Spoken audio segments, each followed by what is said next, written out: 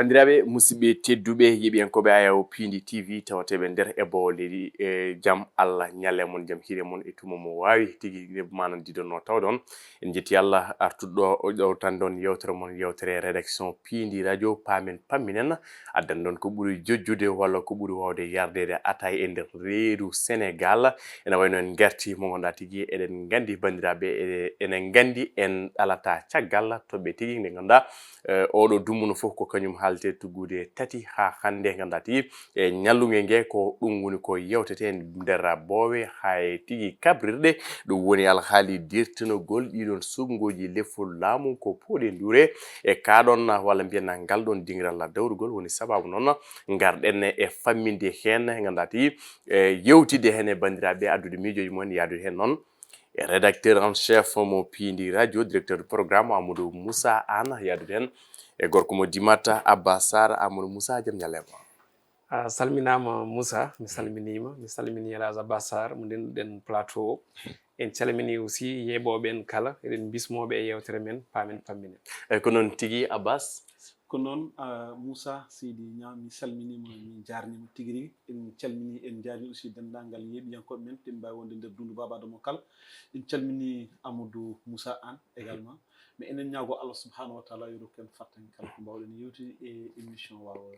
famede no hani ko noon tigui Abbas fuɗɗorade bisimilla wortorade alhamdulillah rabbil alamin toɓɓe ɗe ko joyi ɗe jogori ɗen yewtude e ganda tigui e yewtere men Paamen Pamminen bertengol ɗiɗon noon sumgoji le follamu leydi Sénégal e ganda kayya hol ko wawi jibinde kono kayya hol bawɗo wadde profito e oɗon rapport élection présidentielle man kalti e oɗon bloc mo opposition ummani e oɗo saaha mo gondati e dente e oɗon rassemblement ɗiɗi tejjito kono kay man jewtu e alhaali coupure signal e retrait licence haalirde Walfadjri kono kadi eɗen mbawi artude ganda tigi Sénégal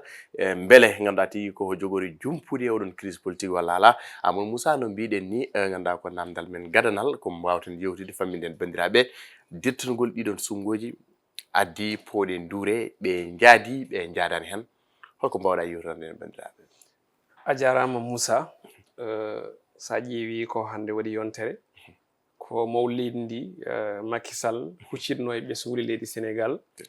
wiɓe wondene ɗi sumgoji tijjanoɗe ñande 22 lewru février ɗi mbawa wasde wonde andi discours o ko kawniɗo saabu sa ƴeewi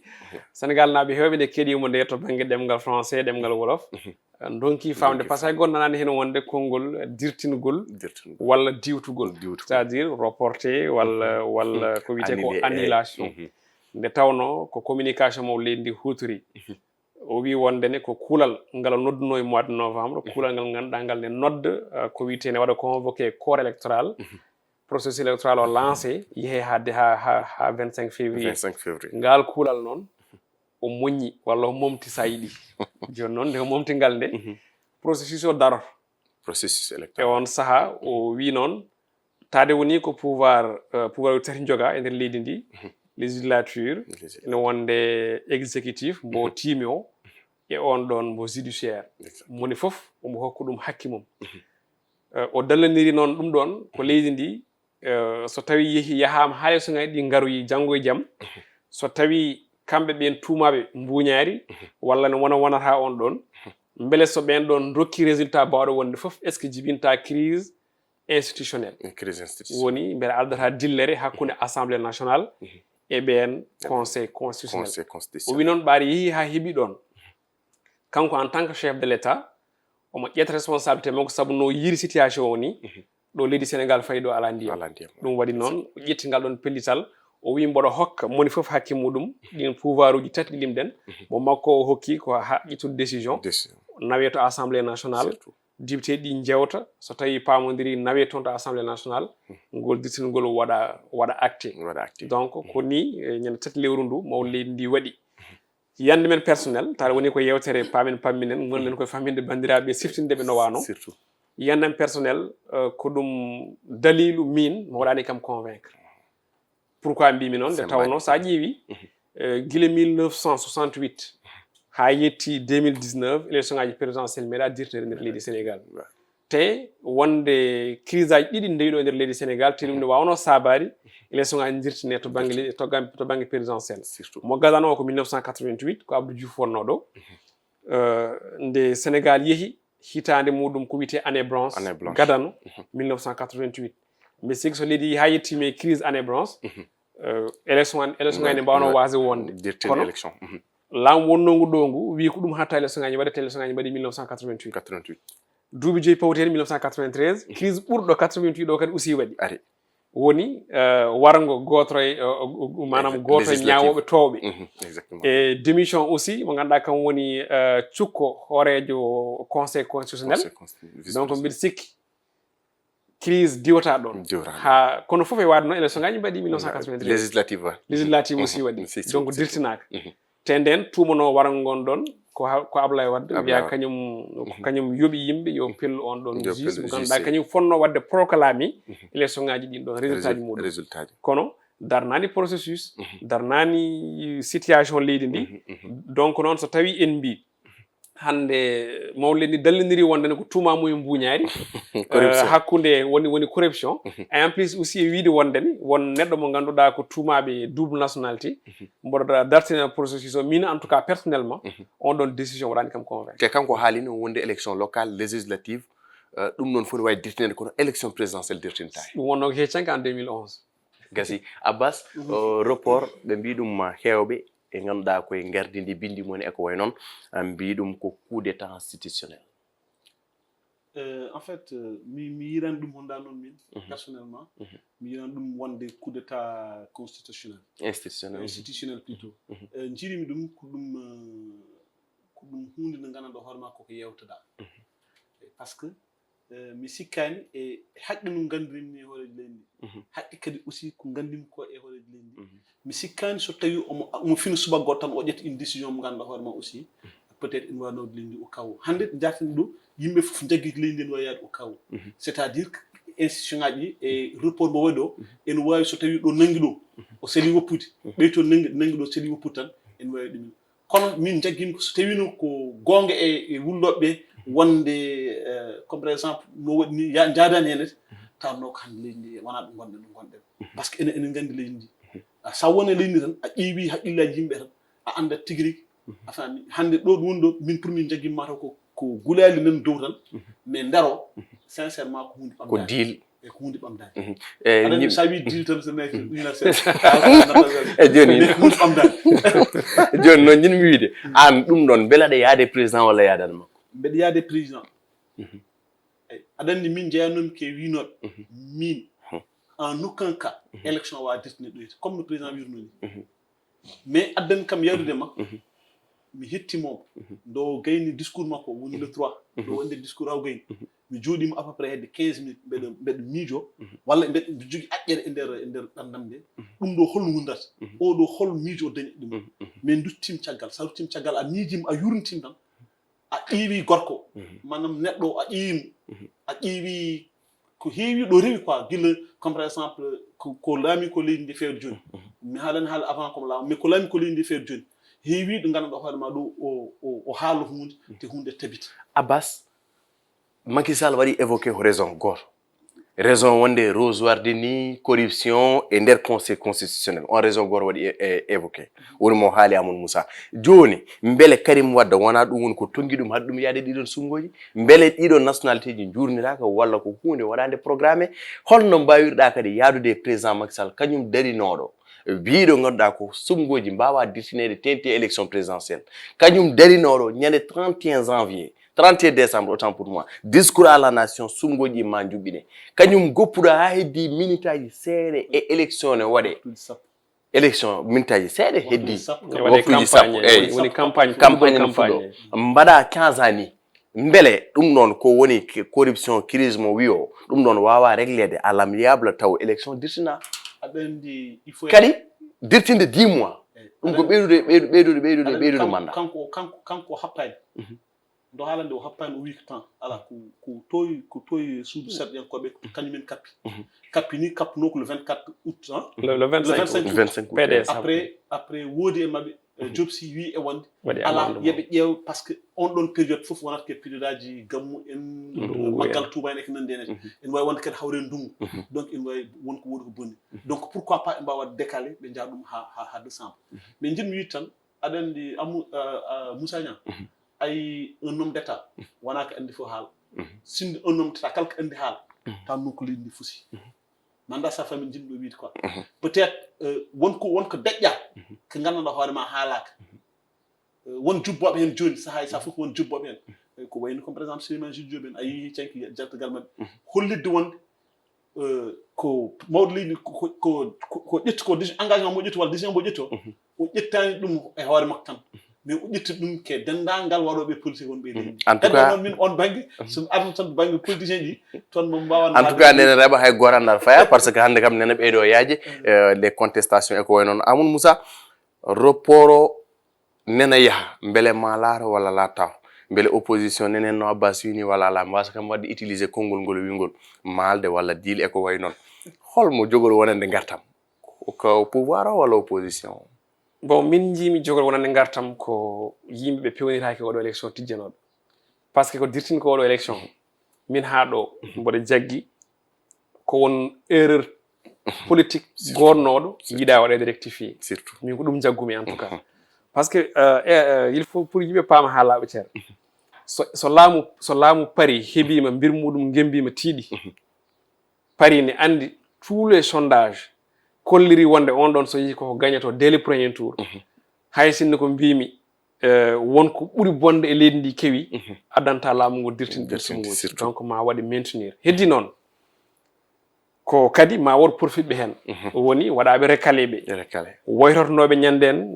ne mbiye wondene kañumen ko candidat ji spolié kañumen aussi ene mbawi profitde e oɗo e ngol ɗo dirtingol Amadou Ba candidat au pouvoir ne wawi profitde e ngol ɗo dirtingol pourquoi par ce que ko 3 juillet 2023 maw leydi ndi waɗi discours wonde wonta candidat e songoji tijjaɗi mais waɗani effet immédiat par ce que yimɓe jooɗima 2 mois il faut yimɓe ciftora jooɗima 2 mois nde inde Amadou Ba fuɗɗi yaltude wiya ko kañum woni ko majorité suuɓi pour yahan ɗumen e on ɗo élection présidentielle 25 février donc 2 mois sa ƴeewi juillet août septembre ko nden inde Amadou Ba yaltoyi septembre octobre novembre décembre janvier février hokkatma presque ko lebbi jeegom piiɗi candidat mbo ummaki hay nokku so kam lebbi jeegom yo liggo hen te wona kañum sikkanone ara par ce que yimɓe fof ɗaminno ko maw leydi kañum wiyata kene watta 3e candidature donc on waɗani e 6 mois ko heddi ko élection ay présidentielle wiide yo candidat liggoɗon tene halfina aussi wutte goɗɗo woni premier ministre ɗum waɗi min paami Amadou Ba ne jogui ene jeeya yimɓe profitoɓe oɗo rapport par ce que ɗo ha le 15 presque aɗa jogui 10 mois yeeso maɗa le 15 février le 15 décembre merci beaucoup donc eɗen mbawi wiide Amadou Ba ne jeeya e profitoɓe ɓe mi haali Karim Wade ne jeeya e profitoɓe ɓe même won candidat ji hande walla won leader ji politique gonɗe e nder kaso ene jeeya e profitoɓe e oɗo rapport par ce que dialogue noddaɗo wona maire kaldigal waɗi walla no Elage wini mi tawtamo kaldigal ne woodi vraiment hakkude état du Sénégal e won e opposant ji surtout kadi won altitude goto mo opposant jinno wadde souligné won darinoɓe guila aɗa ne mbiye rapport kono yidde wiide oɗo rapport tan Moussa so tawi ruttimi caggal ko ɗum ballon de sonde wonno c'est à dire ko état ne jogui ballon de sonde woni jii ko ɓetirta ko wiyete ɓesguli ɗi exactement en kaldi ɗum ñandene or micro musique wiyata wondene ko posé oɗo débat e radio ji télé ji ɗi e beddaji ɗi e kewuji ɗi ndaron holno ɓesguli ɗi mbaɗirta réalisé on mbaɗirta réagir so ɓesguli ɗi noorima en noɓe jiɗiri ni koɓe yewtunoɓe ɗum ko état way noon so ɓesguli ɗi noon kolli miijo wongo hunde artama nana wiye rimuruji on wona rimuruji ko hunde ganduɗa de ko ballon de sonde mi andani mbiyam ɗum pulaar mataw ko ƴewɗo walla ko ordude yaade ko nandi hen donc noon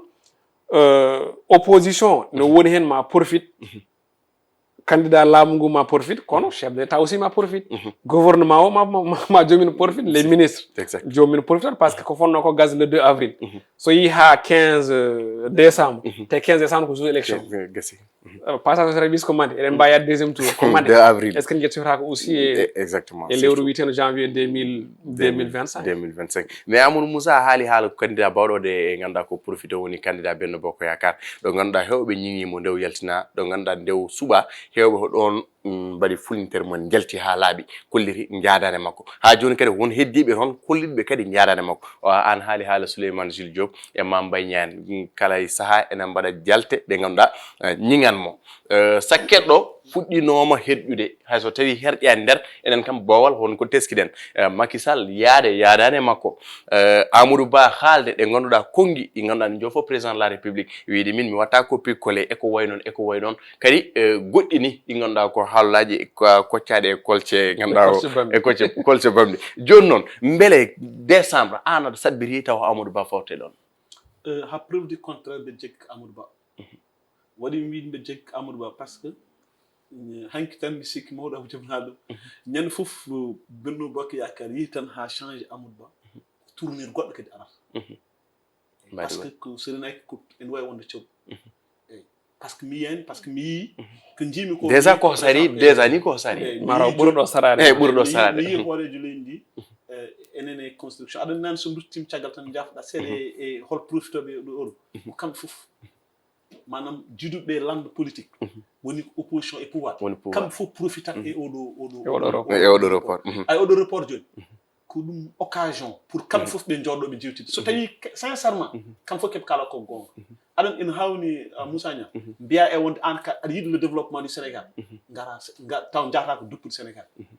surtout nanda sa famille ɗum quoi min e ma jiɗɗen ko yo Sénégal ɓamta enen pot jogade un point commun notre point commun c'est le report des élections ɗon noon dartemami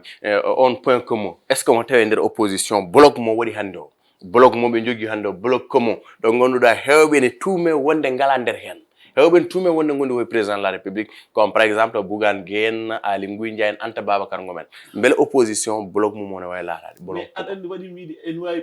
keɓe tuuma ko aɗa andi saɗa salo tuume tan yataw a wonka ɓalwani hene ƴeew ko joni ɓe nanɗo population ene waɗa fippu seeɗa ko joni nanta yimɓe en gummon kaala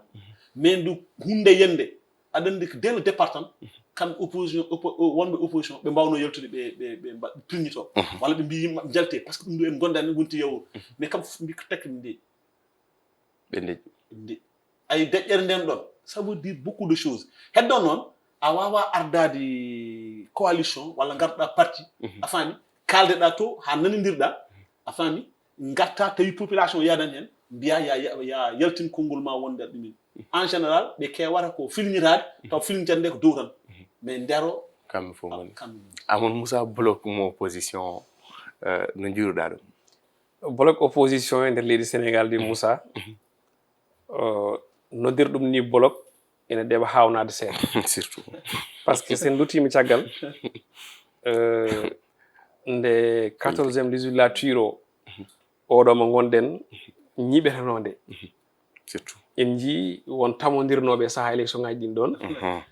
nde ha saaha assemblée o dañi lebbi nayyi lebbi tati ɓen tamodirnoɓe certi kala miɗo ko hakkude yeewi e wallu surtout nde Aminata Touré wutti mum lefol mum ittetede en jii wallunaɓe kañumen jantiga e Benno Bokk Yakar gacci yeewi askan wi naɓe ex-Pastef en beltito donc on bloc ko bloc cikanoɗo ma ko tammodiral cikanogal ma juut kono ngal juutani on bloc kadi aussi yi ha ɓooyi on bloc jokki ha ɗo par ce que sa ƴeewi ko wooti ko ɗo wondene ene yaade aéroport e commission d' enquête ko PDS e coalition Benno Bokk Yakar ɓendiɗo takaw yaltunoɓe to e yiiɓe jantiga e Benno Bokk Yakar kañumen aussi jalti e Benno Bokk Yakar woni député Khalifa Sall parti to e yeewi askan wi te eɗen gandi hakkude yeewi askan wi hakkude Pastef naaɓe e takaw Sénégal jiibinomo e saaha nde Barthélémy Dias ha Barthélémy Dias ni saabi waɗi convoqué vote ha Abbas Fall itta adjoint premier adjoint au maire toon to mairie de Dakar haala ka no wano ɗo nde Khalifa Sall yeehi dialogue notoyade chef de l' état jibin ɗo henna ala fof ko nanani e aduna ɓe certi donc wiide hannde jomumen mbaɗi bloc est ce que sen mbi jomumen mbaɗi bloc janngo ne mbiyata jomumen ceerti donc bloc on ɗon ko bloc mo ngannduɗaa o elle ko jeemin amin nangodiri dow kono nder min nangodira dow huɓerdal jimmi wiide pour mi liɓir kongolam ngal tan ko opposition sénégalaise wonko ɓe paama en so wonko ɓe paamno ene gasa wonno leydi ndi wayani walla woodi koɓe keeɓi gila adan tawi en jettaki ɗo firti ko wasde wadde bologo ɗum ene feeñi ɗo déjà par ce que goto foof ko banggue muɗum yaari sinno kadi opposition ne wanno blog en cikkan so tawi ma candidat ɗi jetto deppugol dossier jetto hedde 266 personnes deppugol candidature à la candidature fodde 93 est ce que ma en jetto aussi 21 candidats sinno blog ne wonno opposition heewata no feewi ɓe goto ɓe cuɓoto walla ɗiɗo ɓe jomumen mbambo caggal mumen donc noon blog o ko dow kono mbiɗa sikki ñande dialogue nodda walla conseil constitutionnel waɗi confirmé hunde dirtinama haalo 15 lewru décembre ko nden gandata blog ara par ce que kam fof ɓe caror temedde mabɓe ujunere mabɓe fof jahat yomin jahat noti on ɓe kolodirani dal hoolare ala ɗon hakkude oɗon opposition leydi sénégal ɗum woni ko pamɗen ko wona ɗum ko en mbaylat sawru mbaggu kono ha joni keddorɗen ko hen saabu ko jogoɗen haalɗo jimin ɗum ko le 3 février ko 3 février jimin ɗum saga ndeɗon yewtere nde yuɓɓinte nde ganduɗa ko o jayni en kono yuɓɓina ko nden o ɓayyini on kabaru wonde Sek Niass heeɓi appel maître Moussa Bocar Thiam maire Ourossogui ministre des communications télécommunications e ganduɗa ko o kañum resɗa oɗon fannu wonde so tawi on goppani ɗe jewte ɗe juɓɓin toon signal mon ma hefte ɓoyani mum kaɗon haala signal o itta e nder TNT itta e nder Canal Plus joni noon haalirde signal mum coupede Walfadjri koko wowti ɗum kono licence mum waɗede retiré ha laaɓa ɗereji ɗemin kokkonoɗo ɗon coppal ɓayinde kabaruji walla wonde haalirde nde ganduɗa ko gendiri min guitti ɗum ha laaɓi Abbas no jiiruɗa ɗum ko wasde yonnude ɗum franchement tan ko min tan haalat ko haala Allah kay kalan mi yonnani ɗum mbiɗo yonnanno noon coupé no mbiɗani manam waɗa suspendre en wawi wonde mais licence ittede ko hadde ko min ɓuuri mbiɗa yi hen gueɗɗiɗi hadde comme par exemple an kaɓannoɗo e yimɓe yo kaɓannoɗe chômage aɗa ɓeydi chômage surtout aɗa haɓanno yidde peut être que yo yimɓe keɓ kabaruji a kuppi kabaruji wadde noon e ɗum vraiment neɗɗo kam falan ɗum wawde yonnade hay saaha goto min waɗat noon sindo ko sagam très franchement ɓe mbasa yettade ɗon état wasa yettade ɗon tawi kadi état kadi en nana erang meɗen enen ñaguiɓe nden dittinanta wolf Amadou Moussa ko temeɗɗiɗo walla mi wiya temeɗɗiɗo e nder oɗon tribune jayniyankoɓe beelada tawtaɓe gona temeɗɗiɗo e goho bien sûr so mboɗo wawno feccade wono ɗiɗo kadi min gono temeɗɗiɗi par ce que en tant que jaydiyanke en jonnata ɗum surtout en jonnata oɗo coupure so wonno tan yowre nde ene muusi par ce que ɓe jowama ɗo fodde lewru ɓe jowama ɗo fodde yontere ɓe jowama ɗo fodde baltare ngol ɗo waɗi laabi 4 kono ngol diwti keerol par ce que ko licence waɗa retiré c'est à dire que Walf natti wodde hannde e nder leydi Sénégal en jonnani ɗum kono eɗen kuuli est ce que président kanko ko wiyete ko kanko wonata toujours premier président ene jokki ha ɗo par ce que o woni premier président gadiɗo wadde découvrir pétrole o woni premier président gadiɗo addande yimɓe coupe d'Afrique o woni premier président gaddanɗo yimɓe kuɓuji goɗɗi tokosi kono kadi o woni premier président gadiɗo addande Sénégal BRT ne wonde TR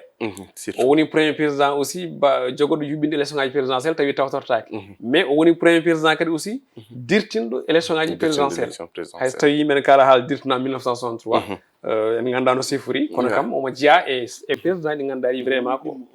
o woni ɗimmo ɗon no élage wirini donc aussi o woni premier président gadiɗo wadde retiré licence télévision ɗon aussi c'est ko hunde ganduɗa nde vraiment enen en jonnani ɗum kadi eɗen mettini hen ha darnier meɗen énergie saabu Walf gaga gollinde fodde temedde e quelque bani adama en Walf ko école hande temedde journaliste uji hande la case de départ jomin ko toon gummi kanko en 2011 Walf wonko waɗnimo par ce que o darima o jooɗima toon o taw téléji kewɗi guddinimo ɗam mais Walf uddirnimo ɗamal Walf noon jogui ko ligne muɗum éditorial kamɓe ɓe jogui ko lawol mabɓe gotol ngol ɓe jaɓɓat surtout guila nde Allah darni ɓe ɗo Sa Sidi Lamine Niass ha ɗo ko ngol ɓe ndewata hande o koɓe kaɓato ɗo henna ko opposant on mbawi wondude foof so jomum ari pouvoir kadi ɓe gacci ɗum kamɓe mbi ko peuple ɓe gondi ɗum saabi ɓe jogui ko ligne ɓe éditorial ngol ɓe mbi koɓe gaccata ngol ɗum noon vraiment ñaago maître Moussa Bocar Thiam ɓaade ko kañum noddi itti te o ala on ɗon droit ko CNRA jogui droit wadde ko waɗi ko yo maître Moussa Bocar Thiam yo artir licence télévision Walfadjri mais Amadou Moussa namdal tan tosal e nder oɗon alhaali beele leydi ndi ne huɓɓa ƴetta caméra ma timna hen ɓene pelle ɓene maayi ƴetta caméra ma timna hen aɗa ɓayina ɗiɗon kabaruji beele Walfa no fonno ɗum wadde beele ko Walfa tan waɗi ɗum ɗo kadi aussi ko question non par ce que sa ƴeewi min ndeɓi haaɓi kuppa ha image o majji mbaɗa yeeɓa Walfa bizarrement min wona Walfa wona télévision mo yeeɓami no feewi surtout kono nde tawno information yettimama mi mbimi daro mi nanga mi ƴeewa ko wiyete ko nangumi tawmi toon ko débat no télé ɗi mbaɗi fof ko noon kamɓe ɓe mbaɗi ɓe kolliri noon ko quelques yimɓe woni dispersion to banggue hakkude police e ɓe ganduɗa candidat ji wiɓe puɗɗo campagne mumen VDN voilà ko ɗum ɓe gonno hollirde ha image yeehi mi yaani holko Walfa kuppira par ce que ɓe eraki yimɓe yo tello to tellima ga tellima no ɓe mbanno Bakki par ce que ko mbanno Bakki ko min aɗi ɗum mettinde par ce que incitation journalisme waɗi ko règle kamɓe aɓe jangguino aɓe gandi ɗum so jomum acci règle o tan enen ko enen gatto sohno ɗum en mbiyat jomum acci lawol kono so jomum accani lawol kuppama e dow ɗum kuppuɗomo ko won acci lawol on jour mi yaani image cabotoɗo ko Walfa ne coupé saaha licence muɗum ne waɗe retiré yoɓe guittoye licence télé ji goɗɗi yoɓe guittoye licence réseaux sociaux yoɓe guittoye licence télé ji kewɗi hay enen kolliri hay enen licence uji keftama par ce que cour aɗum ɗo connexion coupable Sénégal meeɗa andude ɗon gueɗe sona e laamu président Macky Sall Abbas ɗon jeynenkoɓe fof jonnan ɗum hilla hewani hillanede noon noɓe mbaɗonno ni yimɓe gandi fewnayi hewani hillanede kono gollo goomuji fof CAPN CNRA en fof jonnani ko waɗa e Walfadjri hande tuggude 2021 ha faade ñallugue hande ngue eɗen e dawrugol jamma e ñalawma soɓekide information goɗɗo ala beele Sénégal natani crise politique Sénégal mbeɗo wawi wiide eɓene crise politique ko noon ko addi ɗum kamɓe politicien ji kamɓe fof de tout bord hakki tuggude gardiɗo eyyi de tout bord waɗa mais fuɗɗoro on ko politicien waɗi wiide noon tan que enen ay Sénégal hande tant que en mbawa wadde sernude gollal e politique en mbawa yaade ay waktu gollal so yonti gollal so waktu politique yonti nden mbaɗen politique mais enen que pouvoir et opposition kamɓe fof ndendi poti hen subuke kikiɗe jamme ñalam ke politique mumen subuke kikiɗe jamme ñalam hay sumgoji tan ni politique o rewi yimɓe koko rewi yimɓe ha natti andude ha hen neɗɗo fof ronki andude fodde muɗum mi rokka yerude tan aɗa yiya comme par exemple hay ga e Fouta men o de aɗa yiya ɓe gandanɗo hoorema seɓe jiidan lande seɓe naati jumat ɓe gondata ɓe takkodirta seɓe jeehi ganale ɓe gondata pourquoi au nom de quoi mara wona kamɓe keɓe kalata ko gonga so tawi kamɓe fof jogui ko langage goto le développement ɗum fotani rendinde jomumen yimɓe yo mbaw sendude yo mbaw tant que en mbawa sendude ceylagal e politique en mbawa sendude enɗam e politique ko ni no koddirɗen ndi henen ko noon tan ɗo keddarat Amadou Moussa ɗo ɗo ganduɗa ko kalirɗe fof walla goomuji fof CEDEAO en communauté international e Amérique la France kañumen kala guiri mumen walla médiaji mumen ene mbaɗi cap sur Macky Sall sur le Sénégal beele koye crise gonɗen ha saabo ganduɗa ko kiɗon darki fof caggal leydi e bowol leydi e Afrique fof faade men ha surtout e CEDEAO malheureusement sernatnoɓe nen ceerne malheureusement ken jiwɓe ha keɓɗen dande to banggue crise politique hande Sénégal ko jolɗi ko fof ndiyam ɗam walla juwam ɗam yettima dande ɗiɗi ɗum déjà to banggue on crise politique en mbawa wasde haalde crise politique min calimi ko crise institution biyaɗo ha saabi dirtina kono crise politique ay Sénégal hande machallah ene wondi hen yo Allah yaltinen hen noon par ce que woni crise politique ko opposition et pouvoir lourde ha luural ngal heɓa nokku opposition nana yaɓɓi to yaɓɓi ɗo wi ko élection ngaji ko le 25 février ɗon mbaɗata ɗum hol ganduɗo beele maɓe jolbin walla ɓe jolbinta surtout pouvoir wi ko en tant que ɗum nawama toon to assemblée nationale wotama hankkadi on pouvoir hankkadi ni ko 15 lewru décembre donc ɗon ko crise ko ɗon crise fuɗɗi crise politique kadi aussi diwata ñande jour vote toon to assemblée nationale jiya yimɓe ɓe piilaki leppi subaɓe dental taw ko dadiɓe naata nder jaltina hunde opposition dutto ɓe goota comme bouclier voilà mbaɗa comme bouclier hay so tawi en jonnano d' abord yidde walla doole sembe image woɓɓe ɓe ganduɗa ɓe ko opposition mbaɗi kono sa e leydi heeɓa ɗum tan andu ko leydi jogini crise politique eɗen gondi e crise politique so tawi ko Allah par ce que luural ngal ne mawni ngal heeɓi nokku par ce que luural ngal wona luural towsal wona élection ngaji local dirtina wona législative dirtina wona régional dirtina wona élection ngaji ko wiyete sénatorial manam dirtina wona ittugol conseil constitutionnel malla ɓe ganduɗa kañumen jogui direction générale malla wona démission premier ministre wona démission horejo assemblée nationale wona démission président de la république mais ko élection présidentielle ɗi ganduɗa ne hedduno quelques heures ko yimɓe ne puɗɗo e ko wiyete campagne landaji foof chef de parti ji foof ene mbaɗi kalisaji ha wayno leydi carburant ji ko nandi hen ene keeɓi ko ɗon élection ngaji dirtina donc forcément gonɗen koye crise politique kadi wujja Amadou Moussa namdoma ɗo tan battinigal wara ko ɗo gayir tan kalis bonɗo hen o kene tolno e 15 walla 14 milliards CFA les urnes les isoloirs poubelaji e bulletin ngaji kadi ɗon ko mi sikku hol dañɓe hen kono Sénégal wasi hen bon min kam mi wawa wadde prouvé beele on kalis yalti en tout cas o wotama to assemblée nationale parce que budget fin 2023 oɗo tijjaɗo e 2024 ko ɓeydi ko budget ministre de l' intérieur ene jeeya hen élection ngaji ɗiɗo donc a hedde 14 milliards et quelque ɗum ɗon woni ko waɗa hen wiya yimɓe payi koye année électorale surtout donc noon mi wawno wadde prouvé yimɓeɓe on kalis yalti waɗama ko sohlaa par ce que o waɗi vidéo imprimerie waɗi vidéo yaltinde ganduɗa ko bulletin ngaji mon onon wajiɓe bulletin ngaji mon di nani en fawodiri kesuji kono mboɗa andi Moussa won département ji ɗi ganduɗa ɗum ɗon ko ɗenon kabir ɗon matériel vote yettaki ɗumen ha ɗo par ce que min ɓuuram jaggumi ko dirtingol élection ngaji ngol kala ko wawno wonde koko dirtinte ko hunde ganduɗa ko waɗa prémédité d' accord wona perte ɗon seeɗa tan mi jafɗa kam waɗa rebondir seeɗa tan e ɗo assemblée to wiya ko tonet aɗa ɗum kadi aussi jaggen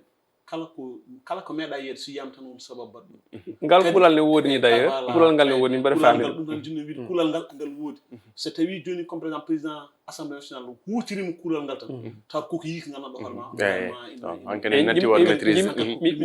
ko ɗum crise mi wiyani ko ɗum probléme mais addi ɗum ko crise politique o par ce que crise politique woni ko luural politique ngal min ɗo wortaki ko député ji opposition daari mbi hay goto wotaɗo kuulal ngal ɗoggiti micro bonni ɗum donc ɗum aussi min to bangam c'était normal comme par exemple somi arti e 14 milliards mo mbiyanɗa waɗama dépensé en fait woni hay so tawi won département ji ɗi cowa ɗumin won département ji aussi keeɓi ɗum ɗoji keeɓi matériel mum par ce que won hen boom yaaɓe ha mbaɗa formé ɓe jeeyi haaɓe mbaɗi formé les comme par exemple les formateurs et les mandataires pour au moins plénipotentiaire les plénipotentiaire belma mbaw tambade élection ngaji ɗi ɗum waɗama comme par exemple la région de Saint-Louis on kam ko hunde ganduɗa mamɓe humpiti ɗum wonko dañi waɗe toon bon maintenant ko mbinum ko nani ko ɗum tan woni ko lombi ko nder ton malgré chef de parti ɗi dépensi ha heewi c'est vrai parce que neɗɗo kam wawi wonde politique mbiya wonɗa ɗo ɗumin tawa watta dépense a yaltida kadi kono keɓe haaldude less ko ñomodira Abbas wi noon Amadou Moussa ɗo tigi woni ɗo moynorɗen yewtere men Paamen Pamminen ene wayno en kokkat yimɓeɓe tuma goɗɗo so Allah jaaɓi e ganduɗa ko toɓɓe goɗɗe ɗe ganduɗa ne mbaɗi préoccupé ganduɗa ko ɓesguli leydi ndi ha tigui e ngol ɗon leñol men Pulaar mi sikko ɗo moynorɗen bandiraɓe ko noon yettude e jardudema yettude Elage aussi eɗen ƴeeto famde pour famminde bandiraɓe surtout merci Moussa Niang merci Amadou Moussa kadi vraiment en beltini bandiraɓe kala ɓe jaafo en tan kala ko haala en surtout ko rewani lawol ɓe ganda haqqillaji tan to quoi yidde nde ko vraiment famille exactement en calmini bandiraɓe kala yeeɓiyankoɓe Piindi TV tawteɓe nder e boole leydi kono kadi weltanade ɓen kala heɗotoɓe Piindi radio tawteɓe ɗo e Dakaru hay caggal leydi tawateɓe to Fouta e nder lobbuli mum foof dewnuji mum en calminiɓe en beltiniɓe arno yewtidde moon ko directeur programme Amadou Moussa an wondude Moussa Niang e wondude Abba Sarr to karallagal to woni ko Djibi Dieng bandira musidɓe tedduɓe en kokki yimɓeɓe ganda kayya ko aadi e gongol e toɓɓe goɗɗe fa tabarakallah taw ko ha joni ko rédaction Piindi radio e yewtere moon Paamen Pamminen